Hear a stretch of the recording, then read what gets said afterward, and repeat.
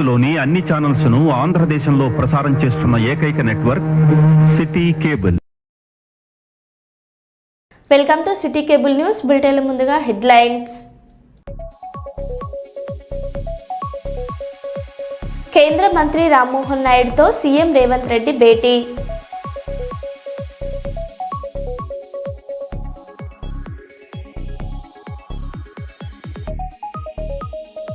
శ్రీశైలం రాష్ట్ర ప్రభుత్వం తరపున శ్రీ బ్రహ్మరాంబ మల్లికార్జున స్వామి అమ్మవార్లకు పట్టు వస్త్రాలు సమర్పించిన దేవాదాయ శాఖ మంత్రి ఆనం రామనారాయణ రెడ్డి. నంద్యాల మోయిని బజార్లోని హెచ్ఎం జ్యువెలరీ షాప్లో చోరీ.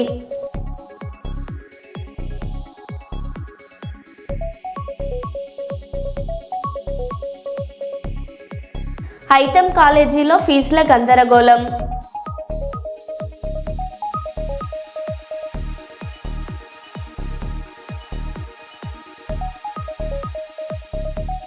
కర్నూలు నగరంలోని ఉస్మానియా కళాశాల వేదికగా వక్ఫ్ చట్టాలపై అవగాహన సదస్సు.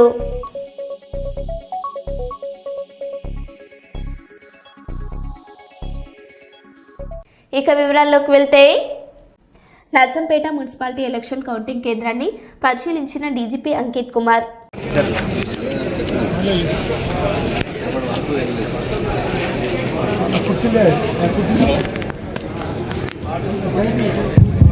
బోర్డింగ్ చార్జెస్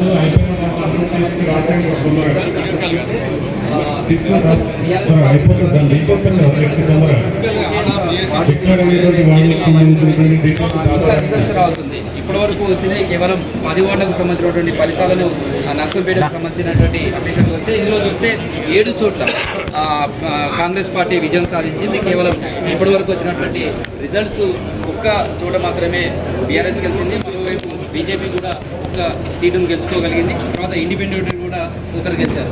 దీంతో మొదట్లో అయితే పోటాపోటీ ఉంటుంది అది చెప్పారు, కానీ కాంగ్రెస్ పార్టీ అయితే ఉన్న అన్ని స్థానాలకు సంబంధించి కూడా చూస్తూ వస్తున్న రిజల్ట్ కూడా చాలా అనుకూలమైనటువంటి వాతావరణం వస్తుంది. అయితే డీసీపీ కావచ్చు వీళ్ళంతా కూడా తిరుగుతున్నారు. సార్ ఎట్లా కౌంటింగ్ టైం నడుస్తుంది? ఒక రౌండ్ ఆల్రెడీ అయిపోయింది, ఇప్పుడు సెకండ్ రౌండ్ నడుస్తుంది. సరే మిగతా ఎక్కడెక్కడికి వెళ్ళారా?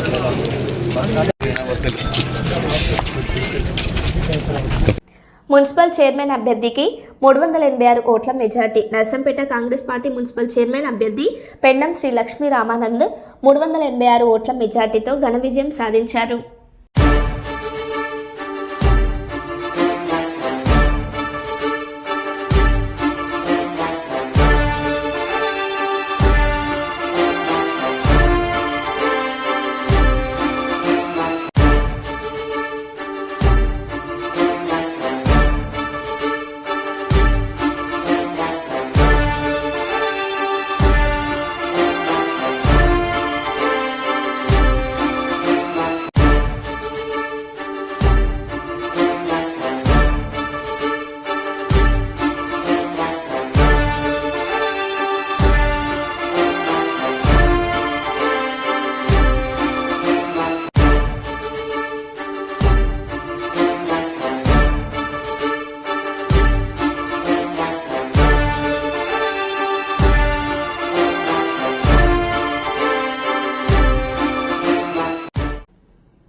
పరకాలలో ఘోర రోడ్డు ప్రమాదం చోటు చేసుకుంది. మందారిపేట గోవిందాపూర్ గుట్టల వద్ద మల్పు వద్ద టిప్పర్ బోల్తా పడడంతో డ్రైవర్ దేవేందర్ అక్కడికక్కడే మృతి చెందారు. టిప్పర్కి ఎవరూ అడ్డు రాలేదని, డ్రైవర్ తప్పిదం వల్లే ఈ ఘటన జరిగినట్లు స్థానికులు తెలిపారు. ప్రమాదానికి గల పూర్తి వివరాలు ఇంకా తెలియాల్సి ఉంది.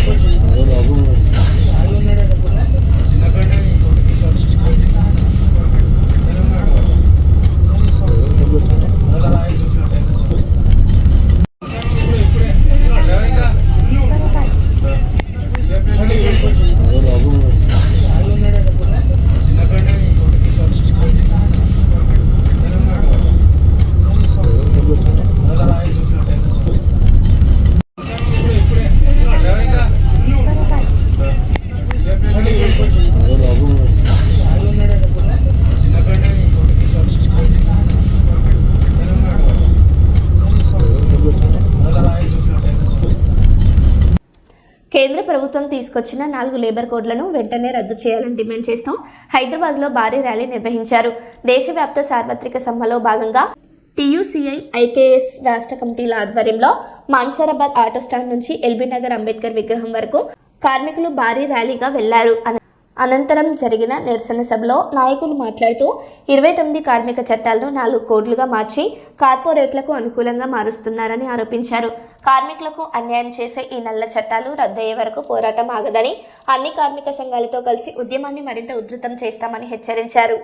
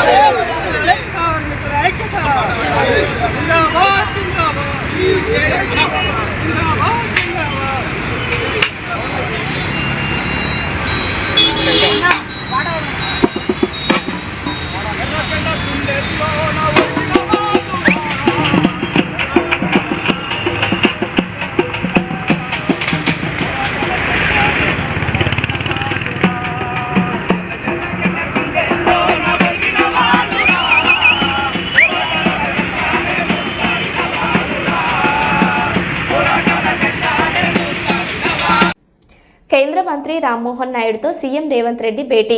మామ్నూరు విమానాశ్రయానికి భూసేకరణ పూర్తయినందున అవసరమైన పనులు చేపట్టాలని వినతి. కొత్తగూడెం ఎయిర్పోర్టుకు పాల్వంచలో స్థలం గుర్తించినందున ఓఎల్ఎస్ సర్వే ఫీజిబిలిటీ స్టడీ నిర్వహించాలని విజ్ఞప్తి. ఆదిలాబాద్ ఎయిర్పోర్టుకు సంబంధించి అదనంగా 249.82 ఎకరాల కేంద్ర ప్రభుత్వానికి సిద్ధంగా ఉన్నట్లు తెలియజేసిన సీఎం రేవంత్ రెడ్డి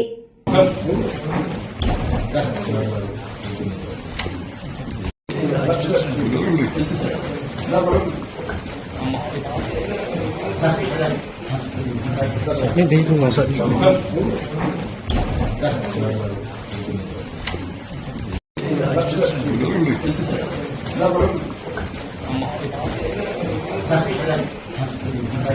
मैं भेज दूंगा सर.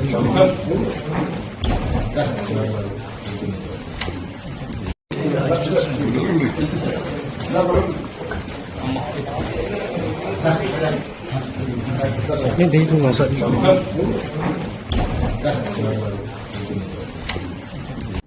మంచిర్యాల కేతన్పల్లిలోని ఆర్కే సిఓఏ క్లబ్లో భారీ భద్రత నడుమ ఉదయం 8 గంటలకు మొదలయ్యే కౌంటింగ్ ప్రక్రియకు ఏర్పాట్లు పూర్తి.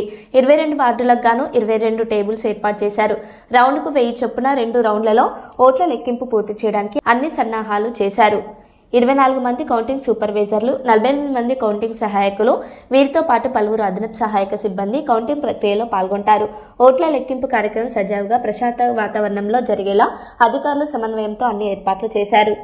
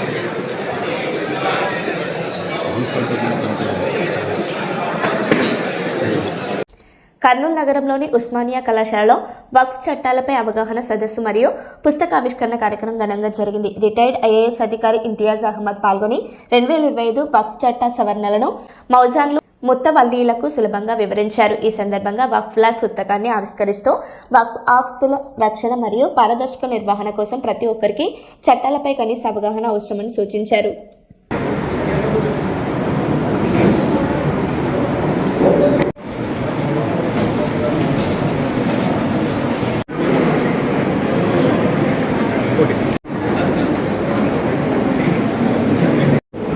ఆత్మ విషయమై దీనులైన వారు ధన్యులు, పరలోక రాజ్యము వారిది.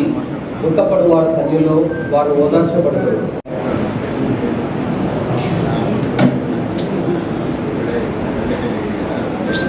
Here, his mother, Madam Kalyanamma, was a student of Usmania College, and together they have this they have founded. And believe me if I say, there is a fantastic story.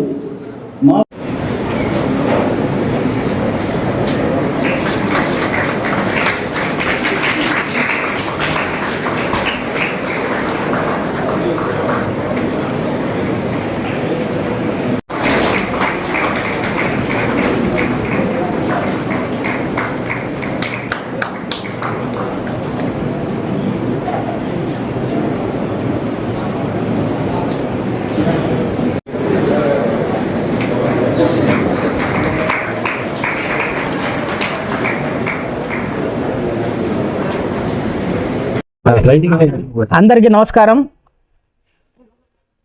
ఈరోజు కర్నూలు నగరంలోని ఉస్మానియా కాలేజ్లో సెమినార్ హాల్లో నేను రాసిన వక్ఫ్ చట్టం, దాని మీద రాసిన పుస్తకం.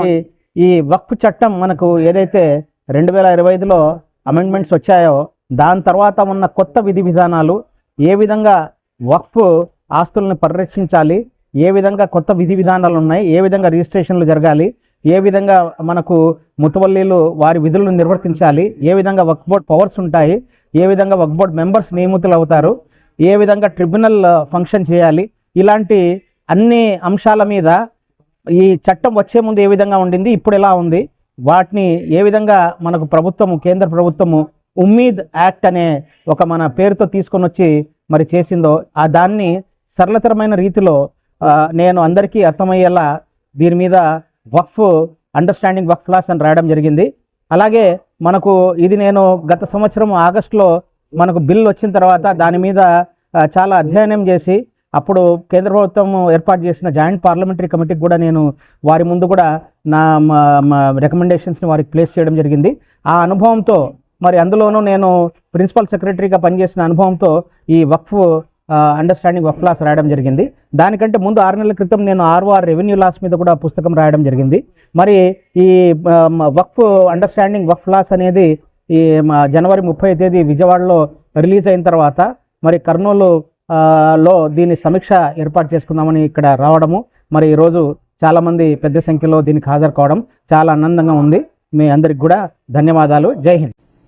మహాశివరాత్రి బ్రహ్మోత్సవాల సందర్భంగా శ్రీశైలంలో రాష్ట్ర ప్రభుత్వం తరపున దేవాదాయ శాఖ మంత్రి ఆనం రామనారాయణ రెడ్డి బ్రహ్మరాంబ మల్లికార్జున స్వామి అమ్మవార్లకు పట్టు వస్త్రాలు సమర్పించారు. దేశవ్యాప్తంగా ప్రసిద్ధి చెందిన ఈ శైవ క్షేత్రానికి భారీగా తరలివస్తున్న భక్తులకు అన్ని సౌకర్యాలు కల్పిస్తున్నామని మంత్రి తెలిపారు. జిల్లా యంత్రాంగం, దేవస్థానం సమన్వయంతో ఏర్పాట్లు కొనసాగుతున్నాయని అధికారులు వెల్లడించారు. ఎన్టీఆర్ జిల్లా విజయవాడ తూర్పు నియోజకవర్గం 2వ డివిజన్ మాచవరం యారంవారి వీధి చివర టర్నింగ్ పాయింట్లో ఉన్న మురికి కాలువలో ఉన్న మంచినీళ్లు పైపును కొన్ని నెలలుగా ఉంది. దీనివల్ల ప్రజలకు ఆరోగ్య నిత్య హాని జరిగే అవకాశాలున్నాయి కనుక అధికారులు వెంటనే స్పందించి సమస్యను పరిష్కరించాలని స్థానికులు కోరుతున్నారు.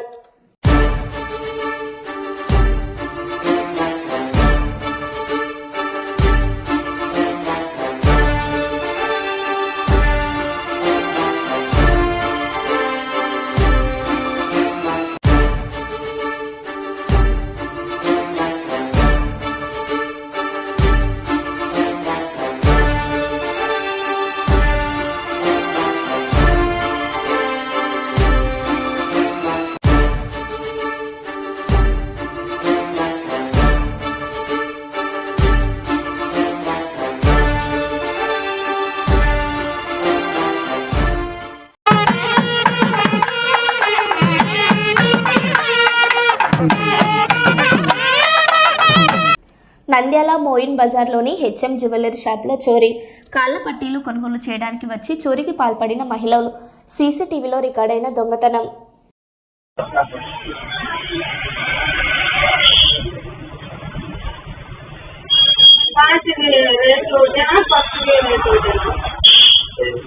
పాస్ట్కి రేట్ తక్కువ, ఫస్ట్ రేట్ ఎక్కువ. 10 రూపాయలు దానికి.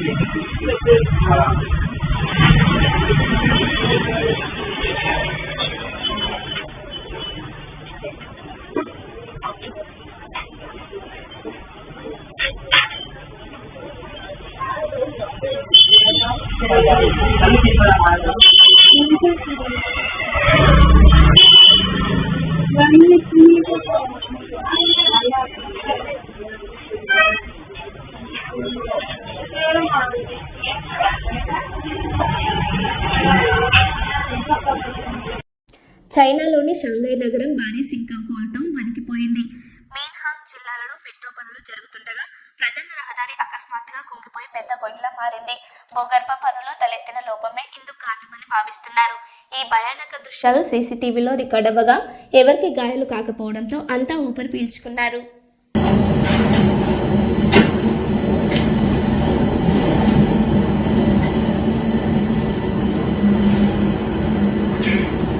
哇，那个房子都掉进去了。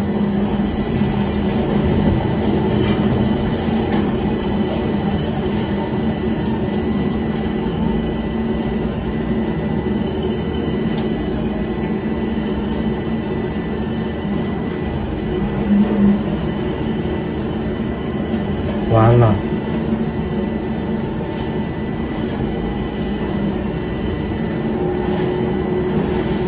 就这么感觉我们这个楼在震动，我去，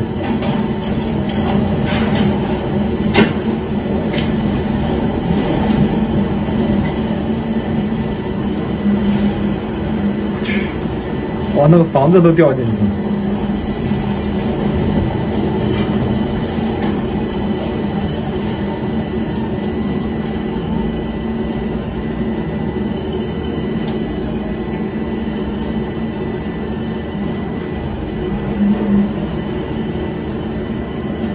完了，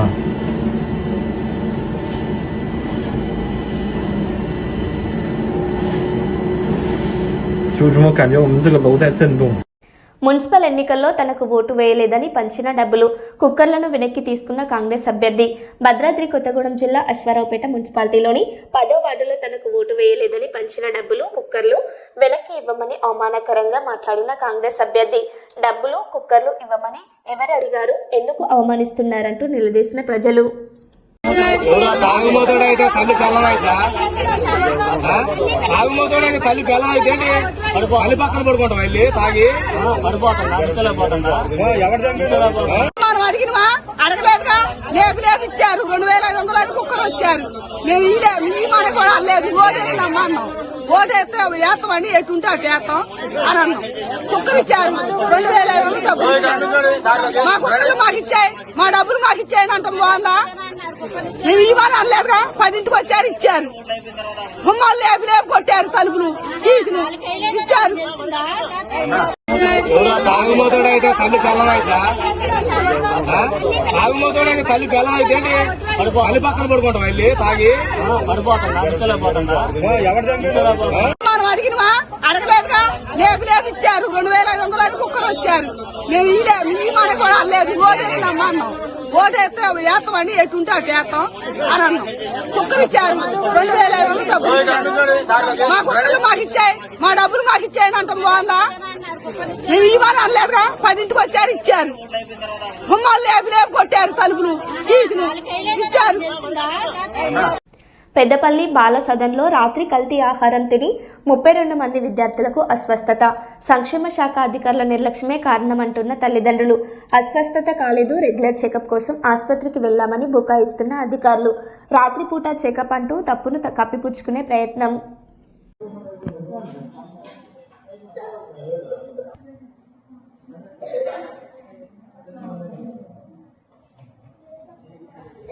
చెప్తున్నారు కదా.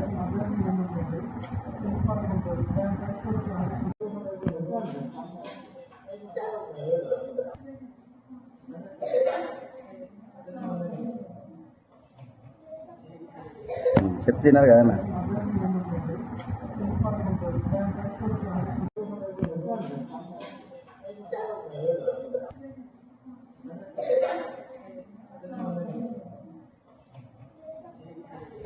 చెప్తున్నారు కదా అన్న.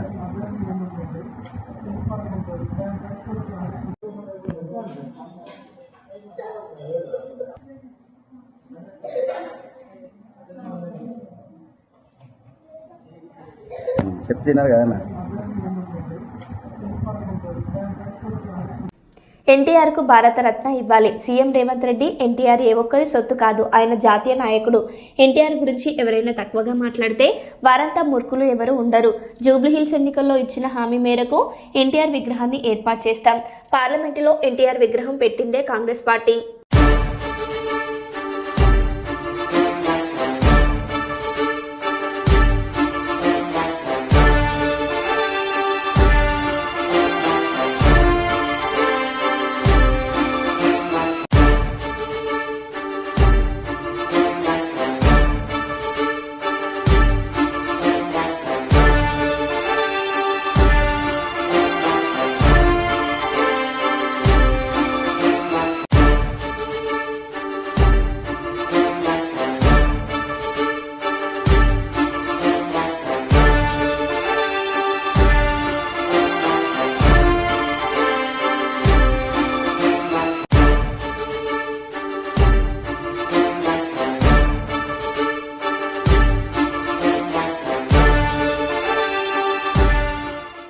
మంత్రి నారా లోకేష్కు మాజీ మంత్రి బొత్స సత్యనారాయణ బహిరంగ సవాల్ విసిరారు. 4,000 కోట్ల బకాయిలు ఉన్నట్లు నిరూపించాలని డిమాండ్ చేసిన ఆయన తాము రికార్డుల ఆధారంగానే మాట్లాడుతున్నామని అన్నారు. ప్రస్తుత ప్రభుత్వం విద్యా వ్యవస్థను దెబ్బతీసిందని, ప్రజల్లో నమ్మకం తగ్గిందని విమర్శించారు. వైసీపీ ప్రభుత్వంలో ఫీజు రియంబర్స్మెంట్కు కేవలం 2 వాయిదాలే పెండింగ్లో ఉన్నాయని పేర్కొన్నారు. అవసరమైతే అధికారులను పిలిపించి వాస్తవాలు బయటపెట్టాలని సవాల్ చేశారు. అందుకే నేను లేదు చెప్తాను. గత ప్రభుత్వంలో 4,000 కోట్ల బకాయి ఉందన్నారు. అది వాస్తవం అధ్యక్ష. గత ప్రభుత్వంలో ఎందుకంటే ఆ రోజు విద్యాశాఖ మంత్రిగా ఉన్నాను కాబట్టి దయచేసి ఇంటర్వ్యూ అవుతున్నాను అధ్యక్ష. ఆ రోజు ఏదైతే ఆ రోజున్న గత వైసీపీ ప్రభుత్వం మేము అధికారంలోకి ఎన్నికలకు ఇచ్చారు జనవరిలో, అప్పటికి ఒకే ఒక క్వార్టర్ని బకాయి ఉండేది అధ్యక్ష. అది చెల్లించామనుకున్న నేపథ్యంలో ఎలక్షన్ కమిషన్ వచ్చి దాన్ని మీరు అప్పుడున్న ప్రభుత్వం అప్పుడున్న ప్రతిపక్ష పార్టీలు కేంద్రానికి కూడా ఎలక్షన్ కమిషన్ కూడా లేఖలు రాశారు అధ్యక్ష. ఆ నేపథ్యంలో చెల్లించలేకపోయాం అధ్యక్ష. ఆ తర్వాత ఎన్నికలు వచ్చి మేలో జరిగే అధ్యక్ష. అంతవరకు కూడా మార్చిలో ఇవ్వాల్సిన క్వార్టర్ ఇవ్వలేదు, మేలో ఇవ్వాల్సింది ఆ 2 క్వార్టర్లు తప్ప ఈ మాత్రం అప్పుడు ప్రభుత్వం వచ్చి అప్రూవ్ చేసుకుని వచ్చాం అధ్యక్ష. ఆ తర్వాత ఇప్పుడు వచ్చిన సుమారు 6 క్వార్టర్లు, మొత్తం 6, 2 కలిసి 8. ఈ 8కి ఈ ప్రభుత్వం వచ్చిన తర్వాత అంతకుముందు 700 కోట్లు ఇచ్చారు అధ్యక్ష. ఆ తర్వాత నిన్న పిఆర్ఓ రిలీజ్ చేశారు అధ్యక్ష ఇంకో 1200 కోట్లకి. అంటే 3 క్వార్టర్కి ఇవ్వడానికి వచ్చేసి ఇంకా 5 క్వార్టర్లు ఇంకా బకాయి ఉన్నాయి అధ్యక్ష. దయచేసి మా సభ్యులు ఏంటంటే ఈ 5 కోట్లది దాన్ని ఎప్పుడు లోపల ఇస్తారు, ఏదైనా మీరు సమాజం డేట్ ఏమైనా స్పెసిఫై చేస్తారా అని అడిగారు అధ్యక్ష. దాన్ని మనం సమాధానం సరే ప్రభుత్వం ఆ తేదీని ఎప్పుడు ప్రకటిస్తారో ప్రకటిస్తారని మీ ద్వారా ప్రభుత్వం కోరుతాం అధ్యక్ష. కానీ గత ప్రభుత్వం 4,000 కోట్లు ఉన్నది మాత్రం అది సత్యదూరం అధ్యక్ష. అది వాస్తవం కాదనేది నేను సభాముఖంగా సభ్యులకి తెలియజేస్తాను అధ్యక్ష. మరో బులెటిన్లో మళ్ళీ కలుద్దాం. Stay tune.